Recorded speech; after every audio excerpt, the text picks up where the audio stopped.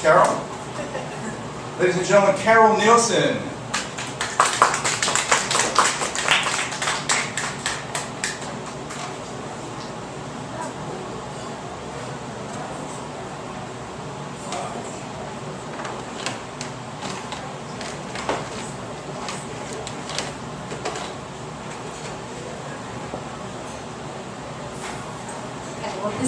This actually reminds me of a real poetry reading, because for all the years that I've been in New York, which is quite a few, poetry readings always used to have, 3 to 10 people.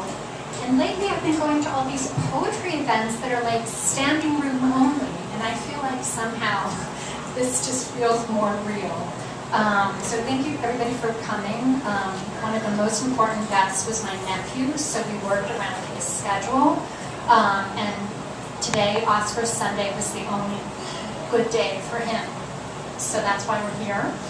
And this is so special to me to read with Rick, because yes, I was in finance, I was finance editor at Chemical Week in the late 90s, well, through the early 2000s. And they paid me really well, but working these really long hours, and I sometimes think this is when I became a poet. I mean, I had been writing poetry before that, but I had never worked such unbelievably long hours and written about such incredibly boring things, and this sort of ironically pulls out the poet in you.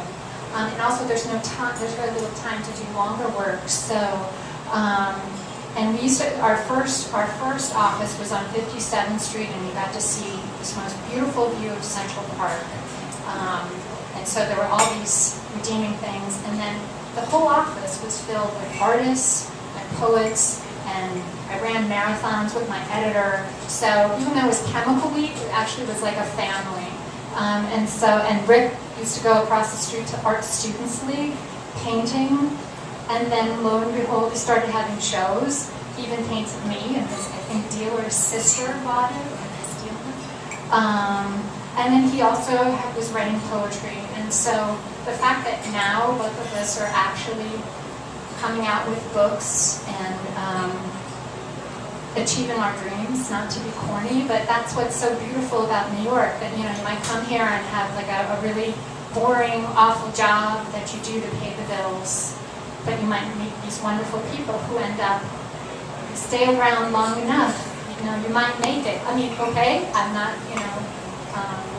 the most famous person in the world, but I think that that's what's so beautiful about New York. Anyway, so that was much longer than I expected to say. And also, I really want to be I'm so grateful to Rick, because I had a problem with one of my blurbs, and I was like, I know who to ask, and ask Rick. And I was a little nervous because he's a formalist, and I'm totally not a formalist at all. But he wrote the most beautiful blurb, and it was much longer, but we were able to pull out one beautiful line in the back of the book. So thank you everybody for coming. And I'm going to read a poem called Journalist after all that. And I was going to read really, really, really short poems of like a half a minute each, but both my mother and my friend Kurt was like, you have to read longer poems than that. So you're going to get the longest one in the book. So here you go.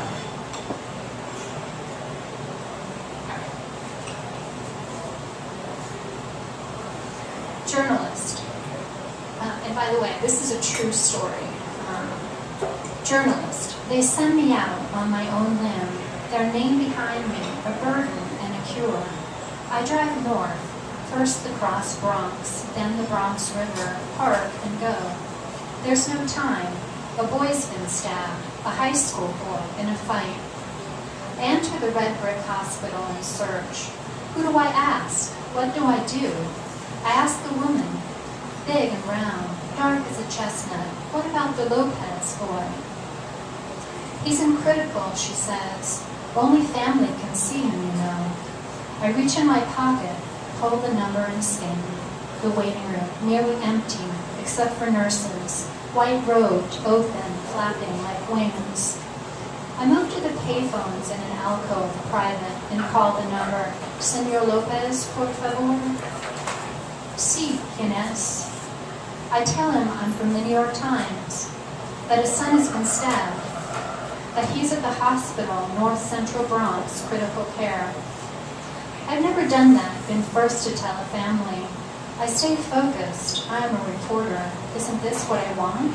A job with the New York Times? The family arrives soon. The mother, I remember, in white, all white. Not like the nurses, in open-winged coats, but white gowned like a bride. Like a santera, an African priestess, a shaman, a healer coming to cure her son. Red and white beads around her neck.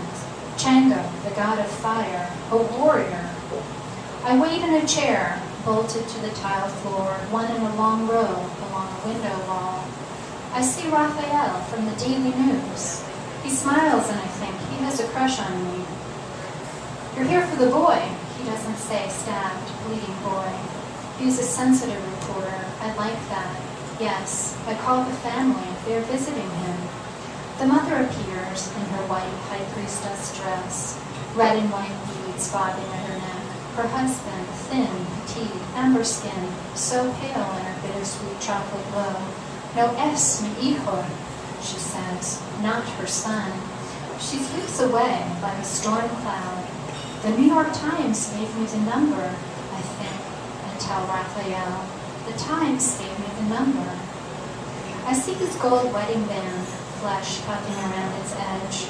It's that way with them, he says. They don't know the barrio. A tear wells, a reporter in tears, like a soldier weeping in battle. It's okay with Raphael.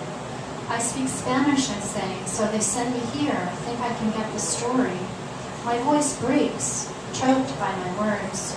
Don't trust the Times, he says, only yourself. A nurse comes to us. The boy is better, she says. We think he'll be okay. She smiles at us, as if to say she knows we are scavengers, intruders. But she is trained in kindness, turns her cheek for us. It was a gang fight, Raphael says, in the schoolyard. I didn't know, I say. Yes, it's big, he says. New York's becoming LA, and Chicago, Latin Kings, Crips and Bloods. I knew about that. I wrote about the boy smashed in the head by a brick. A gang initiation at Columbus High, in pretty Pelham Parkway, where people ride horses under the shade of maple trees. If the boy lives, says Raphael, the Times won't run it. A mortar explodes, blasting hard from head. I want to deny it, tell him he's wrong, that he's bitter, maybe jealous of me in the New York Times. I call him the story, go quietly to my car, retrace the Bronx River, the Cross Bronx, the West Side Highway, pull into my world, Manhattan, I'm home. The next morning, I buy the New York Times, leaf through its pages, big as an armchair seat, over and over, full of words, but nothing about a boy stabbed in the Bronx. I'm on Broadway, near my apartment, at the newsstand beside the subway, on an island in a channel ferrying lemon taxis, blue and white buses, black gypsy cabs. He'd lived, you know. I'd had to check with the hospital, with the police, a gang fight, but he lived. It was a miracle, the kind nurse said, all that blood coming out of his side. The boy lived, not news, not to the New York Times. I rummage for change, buy the Daily News. There it is, Raphael's story. A teenager stabbed, a gang fight, police said, and he lived.